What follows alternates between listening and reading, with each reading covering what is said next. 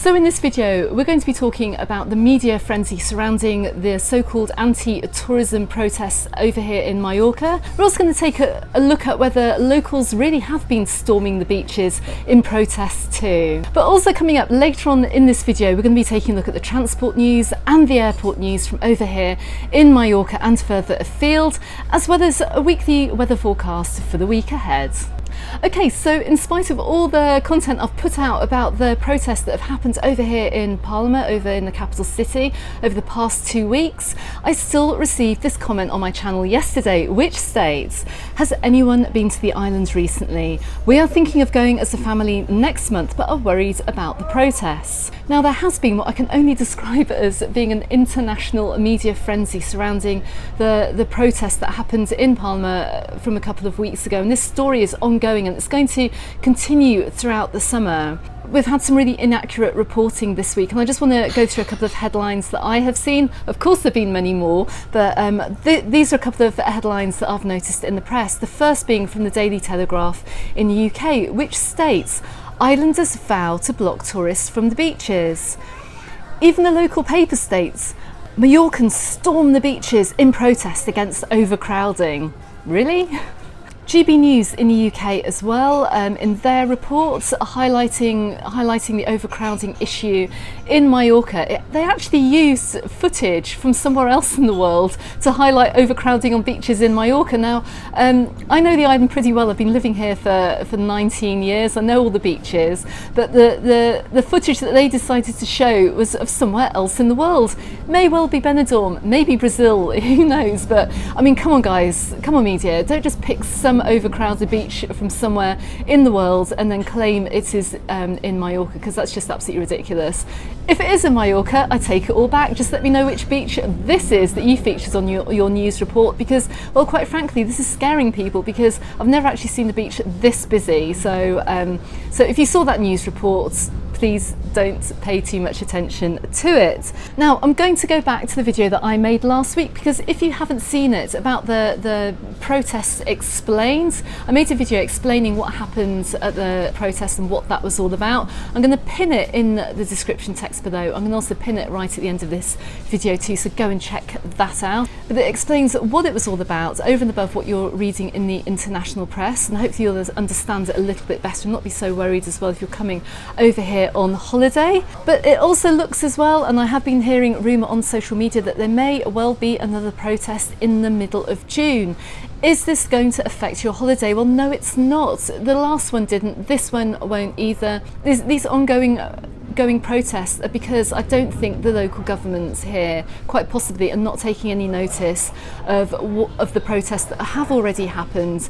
And from what I've been reading in the local press here, it doesn't look like any changes are going to be made to the problem with tourism saturation on the island, or not enough changes. There may be a few changes going on, but not enough. So there may well be another protest, but this isn't something that you need to worry about. Okay, so let's talk about the story about islanders storming the beaches, and how's that for a clickbait title if ever you've seen one, and of which you're going to be reading many of these stories as well as we go on through the summer. Now, a protest group has been set up on the island. It's called the Mallorca Tour. You're going to find them over on X, formerly known as Twitter. We all still call it Twitter, don't we? Anyway, and they've been using the hashtag Ocupen les nostres platges, which basically means let's occupy the beaches. Now, this group was created as a spontaneous reaction to something that a politician said on the island, and he said that the Mallorquins should resign themselves to the fact that they won't be going to the beach this summer, just on the basis that it's going to be so busy. This protest is actually against the suggestion that that this is just a load of rubbish, and of course locals are just as welcome to the beaches as tourists too. And they have put out a statement about what they're all about as well, because obviously they're worried about scaring off tourists too, although I think the media frenzy has managed to scare just about everybody off. But pause the video just here as well, open up your Google Translate app, use the camera feature picture, and then you'll be able to translate this statement on the screen as well and read what they're actually about. But loosely translated, it actually says that the politicians have forgotten that they work for the citizens of which they are public representatives, not for the people who come here. They've also said as well, of course, it doesn't mean that tourists are not welcome. Of course they are. And that's what I've been saying in my videos as well for the past couple of weeks. And even this small protest group says the same too. So they're protesting about the fact, and you will have seen my video which I made over in Cala Mayor Beach in my neighbourhood just last week, about the fact that a relatively small beach has been blanketed by sunbeds, leaving less room for locals to actually go to the beach themselves. We're not happy about it. This protest group is clearly not happy about it, and they want to make a statement to the politicians about the fact that, of course, while tourism is welcome, locals should also be able to freely go to the beaches themselves. So what are we going to see as we go on into the summer? What does a beach protest look like? Does it mean that locals are going to be forming a ring of steel around beaches around the islands and not letting anyone go to the beach for the day? Of course it doesn't. That's absolutely nonsense. It's absolutely nonsense that the press could even suggest it. But what you will see is a peaceful protest. You may well see a small gathering of people for any protest that may come up in the future. You're also going to see as well a gathering of pink inflatable flamingos as well taking place on various beaches. To you, coming to the island, if you're on the sunbed, you're going to just see a group of people over here on holiday and you won't notice any difference. But they are making a political statement, and they're making a statement to those in charge as well to not make comments like that, and to make sure that we feel as welcome to the beaches as everybody else. That is it. Now, I did actually see over in Peguera 2 weekends ago, I saw quite a group of these pink flamingo inflatables in the water. There's a few Mallorquin families had them. It was nothing to worry about. No one's protesting, no one's shouting at anyone, but it was just a visual sign to show that, well, Mallorquins can still go to the beaches, and they're for all of us. They're for tourists and locals alike, and that really is what that is all about. So it's nothing for you to worry about. And the protest that we had on Saturday was held down in Colonia San Jordi on the south coast of the island. It was a small group of peaceful protesters. It attracted some press attention as well. I noticed it hasn't been picked up in the international press. They picked up the before bit about there being protests on the beaches, but no one really covered the fact that it was maybe about somewhere between 30 and 50 people gathering peacefully on the beach to protest. No one covered that bit, apart from the local press. But I hope you can see as well from this video that it's nothing for you to worry about coming over here on holiday. So I hope that this has put your mind at rest. I really, really do. We're going to have more stories coming out in the media about it. I'm going to try and cover those as well. So if anyone gets too carried away and promotes misinformation, I'll try and set the record straight, because I really do not like you guys coming over here feeling scared about coming here on holiday and thinking that your holiday is going to be ruined by locals, because, well, it isn't. Now keep watching my videos, and I'm going to ask you now to subscribe to the channel, because I'm going to be asking as many visitors as I can during the course of the next few weeks whether they feel welcome coming over to Mallorca on holiday. I'm also going to be addressing the issue as well about the reality of the story about whether Magaluf is dead. I've got some content coming out about that. I took a walk up through Magaluf Strip with another YouTuber the other night, with Kevin, who's the Scotsman in Tenerife. So make sure you subscribe to catch that video, see how busy it is. I'm going to be taking a walk around Magaluf in the daytime as well. I'm going to be talking to some of you guys as well, so you can let me know what you think about your holiday here. There's just so many press stories circulating and just giving off the wrong impression of the island that I just want to give the truth on this channel and just show it like it really is from my perspective as a resident who has been living here for the past 19 years too. So I'm going to keep making these videos. I want to put your mind at rest, and I don't want anyone planning their holiday or anyone who has their holiday booked coming over to the island and feeling worried about coming here on holiday, because really you shouldn't be. Okay, so let's take a look at some of the issues, the other issues which are affecting us on the island at the moment, and we're going to be taking a look at the public transport. Now, this is going to be an ongoing issue as well going on through the summer. I've talked about the importance of using public transport over and above renting hire cars, because of course I've highlighted the problems that we have on the roads as well. There's just too many hire cars on the road. But I want to talk about the public transport system, because of course that's going to be problematic at times too. too. And I have to say as well, just a couple of issues.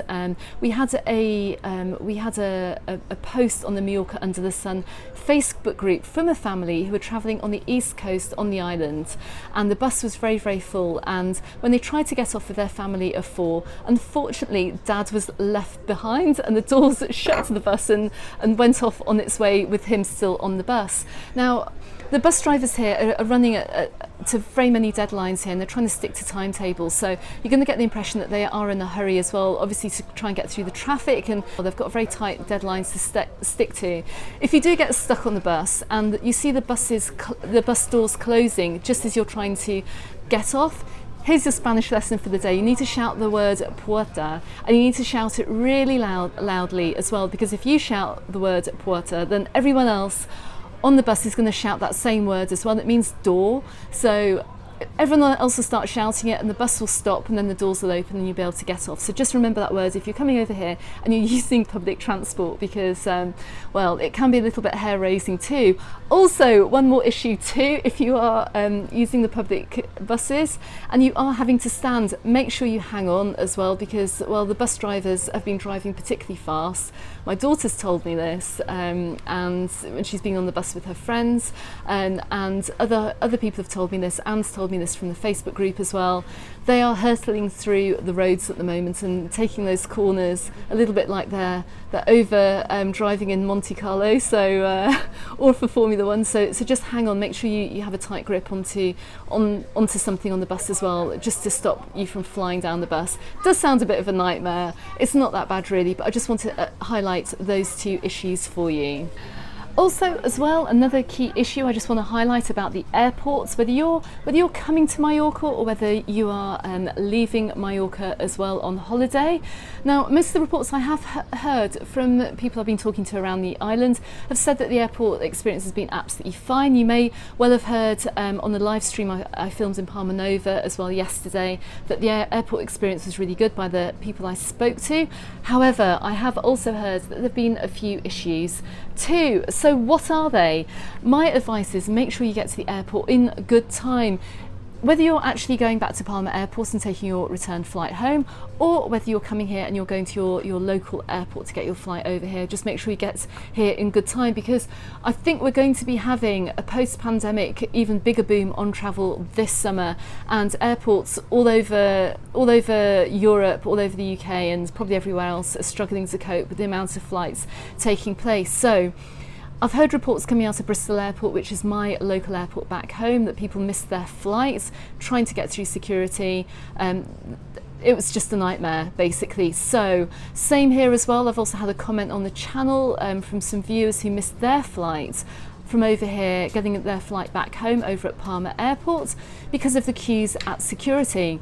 Now, these queues tend to be worse maybe on the Friday through Sunday when we have more people travelling, and maybe they're a little bit more under-resourced. So just make sure you get to the airport in really good time. We're also going to find over in Terminal A as well, which is a departure point for flights going back to the UK, that we still only have Burger King, and I think there's another really small snack bar open too. So try and bring food with you. Don't be tempted to stop after duty free in those restaurants there and queue up and get food. Just go straight through to security, get through passport control and get into Terminal A, in case you then go on to meet the crowds or the queues getting through passport control. So my advice, I gave it a few weeks ago: take food with you to the airport, get through security, head through passport control and get through to the departure point, get through to your gate to get your flight, because we're expecting a lot of travellers this summer, and it's going to be a little bit hit and miss as to whether you're going to get held up in the airport. Okay, so finally, let's talk about the weather for the week ahead over here in Mallorca. Well, you can see I'm down here on Magaluf Beach. It's a beautiful start to the week, which is set to continue, which is amazing news, because it's starting to really feel like summer now. Now, we've got highs this week of 24 degrees, which is going to climb up to a high of 34 degrees as we head on to next weekend. We're going to expect plenty of sunshine, maybe a little bit of clouds as well during the week as well, but I can't see any rain forecast, which is fantastic news if you're coming over here for a sunshine holiday. Now, because of the heat, the increasing heat that we're getting over here, of course those temperatures are going to skyrocket, which means the UV index is going to be higher as well. I've said it in a previous video, Come over here with plenty of sunscreen, with a really high SPF of sunscreen, so at least factor 50. You'll still get brown. I've been wearing SPF 50 for the past few weeks, and you can see how brown I am, so don't think you won't leave without a suntan. You will do, but I've been seeing so many burnt children and burnt holiday makers over here, so please wear that sunscreen and protect your skin as well, particularly when we've got really high UV levels too. Okay everyone, I hope this video has proved useful. I hope it's cleared things up as well about the protest and the fact you have nothing to worry about coming over. I'm going to be back here next Monday as well, talking about what's been going on in the press, talking about the stories that you will have read about, and also giving you an update of any key issues that have been happening over here from Mallorca. So until then, thanks very much for watching. I've got some more content coming out this week from around the resorts too. I'm going to try and bring you a whole beaches update video as well. I'm just looking to my right hand side and I can see that some of these walkways, these boardwalks, still have not been put down on the beaches yet, and we're creeping on into the middle of June, which is not great, but I'm going to have that video update coming up for you later on in the week. Okay everyone, thanks very much for watching. Don't forget you can find me in the Facebook group and on my Instagram, also called Mallorca Under the Sun, and I shall see you in the next video. Goodbye for now.